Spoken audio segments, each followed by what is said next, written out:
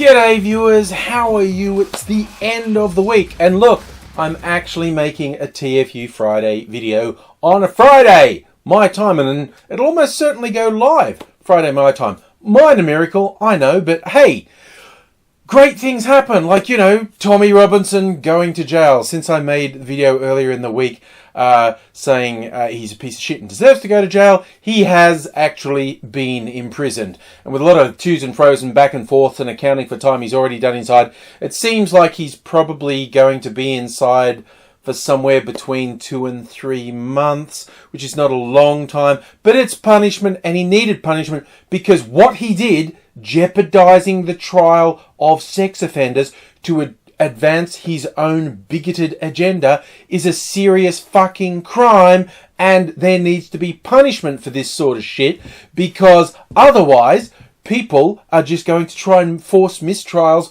all over the place. Because if there's no punishment, fuckwits are going to keep doing it. And Jesus, there's no shortage of fuckwits supporting Tommy Robinson. That was the one thing. Having done that video earlier in the week, I really got an insight into the degree to which Tommy Robinson supporters are prepared to lie to themselves about easily demonstrable facts. And I know, look, it's quite hard to separate when you see the people blathering. They all seem just equally stupid. It's impossible to separate. I think there's basically two sets of worthless scumbag bigoted fuckwits who support Tommy Robinson. One is the bad faith, bigoted, politically motivated, lying wankers who say stuff that they know is untrue, but it doesn't bother them to say untrue things to advance their sick fucking bigoted agenda.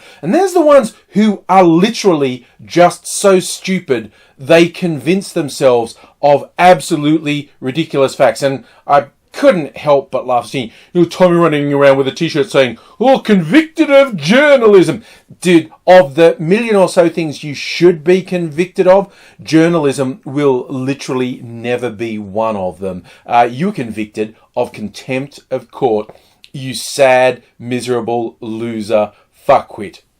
Who am I calling him a loser? The biggest losers are the brain-dead fuckwits who support him, according to some reports providing him with more than £10,000 a month. So yeah, while he is spending some time inside, absolute fucking morons are giving him a shit ton of money to reward him for being such a fuckwit. So the sad fact of the matter, he probably isn't going to stop being a fuckwit anytime soon, although maybe a little bit of time in prison will wake him the fuck up, but he never comes across as very bright, so who actually knows? I have to admit, I really like the suggestion I saw online that "I'm off to free Tommy Robinson" should be the new euphemism replacing "I'm dropping the kids off at the pool," when you mean "I'm going to take a shit." I recommend you use it in your daily life, whether you're at school or uni or at work and you're excusing yourself. Go,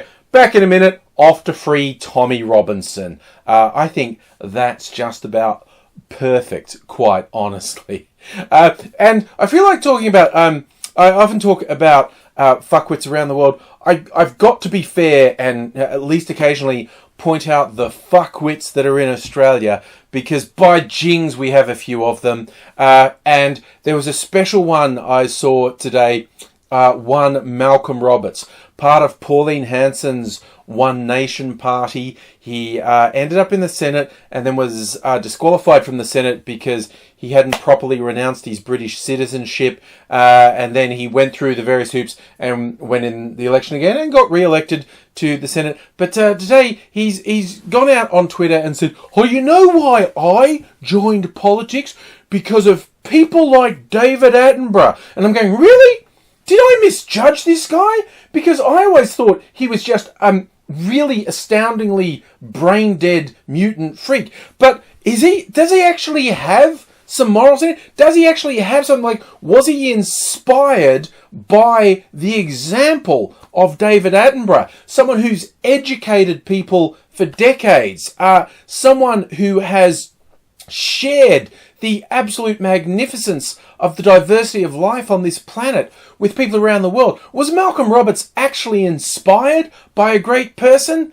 Turns out no. What he said is because in the last week, David Attenborough has specifically criticised the Australian government for their inaction on climate change and say, you're basically fucking the world with this bullshit. And Malcolm Roberts has gone, oh no, that climate alarmism. Oh, that's just terrible. People like David Attenborough say stuff and it's not true and it hurts people. And I'm fighting the good fight against people like David Attenborough. Yes, this brain dead fucking muppet is gone out and said, no, David Attenborough, one of the more respected natural scientists in the world and public educators, he's bad and says wrong things, but Malcolm Roberts is going to say good things and save the world. I mean, this guy, he should be the textbook example of the Dunning-Kruger effect, in as much as he is too fucking stupid and ignorant to have any concept of how stupid and ignorant he is. A lot of people are, quite open about saying, that's something that I'm not that well versed in. That's something I'm not really qualified to talk on. And I try to say when something is not something I have expertise in and defer to people who maybe do have expertise, but not Malcolm Roberts. He highlights one of the more respected people on the planet and says, they're bad. I'm good. It's great. It's just when somebody just humiliates themselves publicly and is utterly oblivious to the cunt they're making of themselves publicly, it's truly stunning. Like, I want to take the metaphorical stick to him, but it kind of feels like kicking an inbred puppy. There's something about going someone who is as stupid and pathetic and worthless as Malcolm Roberts that just feels a little bit cruel. But I'm probably going to do it anyway, which is not to say I kick puppies or, even kick Malcolm Roberts for that. I mean metaphorically. And it's not like he's alone either. This week, Barnaby Joyce, the fucking scammer, fraudster, grifter, serial liar, having an affair with a staffer while standing by his family saying he's against gay marriage because he wants to predict traditional marriage. Basically, worthless, lying, hypocritical, vapid, thick as shit moron did this really weird Facebook post about climate change saying, you're barking mad if you think we can stop. He just went on with climate change is going to happen because it's natural. And then he seemed to revel in we're all going to die. And that's a different facet of the gross and heinous dishonesty of climate change deniers. There's this whole cycle of this speech. All the climate change deniers are in some phase of this cycle, and some of them have gone through the entire cycle. It starts off with climate change isn't real, it isn't happening. And then it goes to, well, maybe climate change is happening, but humans aren't causing it. And then it's like, well, maybe humans are causing climate change, but we can't do anything about it. And this is where Barnaby Joyce is saying, well, we can't do anything about it. Well, I mean, again, unless you listen to the science. And this is where it's creepy. Over the coming years, as we inch closer to absolutely unimaginable catastrophe, more fucking grifters are going to come out with miracle solutions that'll be various spray shit into the atmosphere things, and it's sort of like Hail Mary, like maybe this will work, when we actually know what will work. If you talk to the scientists who study these fields, they will tell you exactly what we need to do about reducing carbon emissions and pollution and steps we can take to improve the environment. We literally know what's causing it and know how to solve it. It's just worthless fucking lying scum like Malcolm Roberts and Barnaby Joyce keep muddying the waters. And I'm beyond having anything to say about these people apart from, you know, when the Mad Max Fury Road fucking scenario ends up being our normal daily life. I know who I'm coming after, quite honestly. And I think I'll finish up by going back overseas with some big picture stuff, because there's a fairly big story in the US this week. One, Jeffrey Epstein up on charges of child sexual abuse. And this is potentially huge because he was quite closely associated with Donald Trump. Epstein was up on incredibly serious charges of abusing underage girls, and a particular prosecutor gave him a sweetheart deal beyond imagining that meant no jail time, and then Trump actually appointed this person to his cabinet.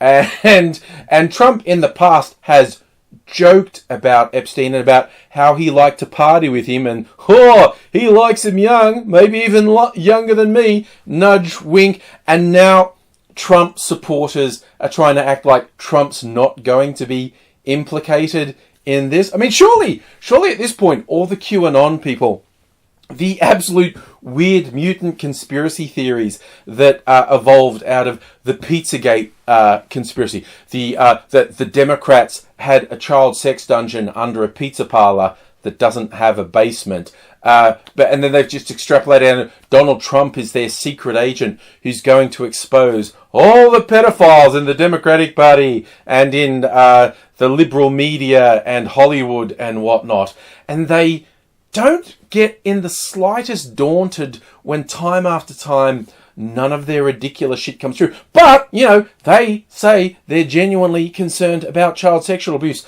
So surely they'll be all over this Epstein thing wherever it goes, even if it goes to Trump, because they're not just worthless political shills using this bizarre conspiracy as a cover. Surely they actually genuinely care about child sexual abuse. And the really weird one is because Bill Clinton has associations with this guy Epstein as well. And some Trump defenders are going, you fucking Democrats, you on the left, you won't go after Trump if this means going after Clinton as well. To which I say, if Clinton is implicated in sexual abuse of minors, fire that motherfucker into the fucking sun. Even if, honestly, even if Trump isn't directly implicated, and maybe Clinton is, I don't care if Trump gets away with it. If Clinton is shown to have been involved in underage sexual abuse shenanigans, fire that motherfucker into the sun.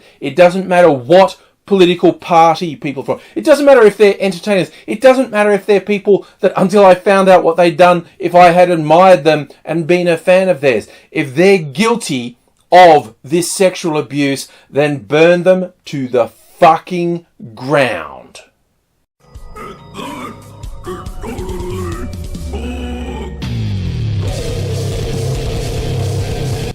I hope you enjoyed that. If you did, make sure you subscribed so you don't miss my next video, because I do a lot of them. Jump in with a comment on this video, or let me know what you'd like me to do in another video, and hit me up on the various social media as well. Your support means a lot, so if you tell other people about the videos, that is one of the most positive things you can do to support me. Just share the video with your friends, put it on your social media, and tell them they should subscribe and join in. Or remember this easy song. Subscribe to AngryAussie and share this with your friends.